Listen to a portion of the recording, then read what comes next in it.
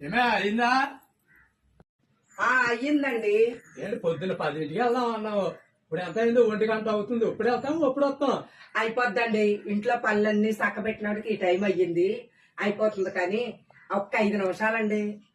అదే కనకాంబరాలు ఉన్నాయి, కొంచెం మాల కట్టేసుకుంటాను. నీకు ఏమైనా తెచ్చేది బాబు? తలనిండా పువ్వులు ఉన్నాయి, ఇంకా మళ్ళీ పువ్వులు మాల కడతా ఉంటావేంటే బాబు? అది కాదండి, ఆ. మీకు అసలు ఏమీ తెలీదు. ఈ పువ్వులు మనం బండి మీద వెళ్ళినాడికి వడిలిపోతాయా? ఆ. ఈ తీసేసాక సాయంకాలం ఫంక్షన్ దగ్గర ఫ్రెష్ గా పెట్టుకుంటాకే పువ్వులు అయ్యి. అది నేను ఇప్పుడు నేనేమో కదా అందించిన, కొంచెం అందించండి. నేను అందిస్తాను.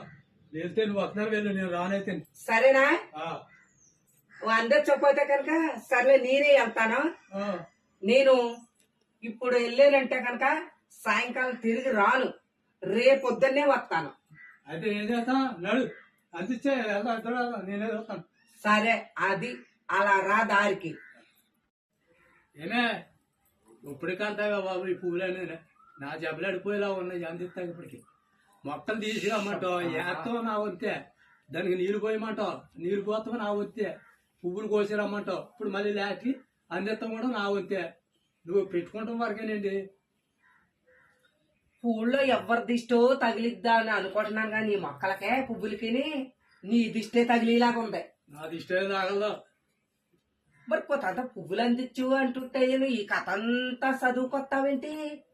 నా పనులు నాకు ఉంటావేంటి? సర్లే, అయితే నేను ఒక్కదాన్ని వెళ్తానులే. వెళ్ళి రేపు పొద్దున్న తాయితీగా వస్తాను, తిని తాగి. వచ్చేదాకా ఇక్కడ ఉండదు, అందిస్తాను. కట్టు కమ్మలే అది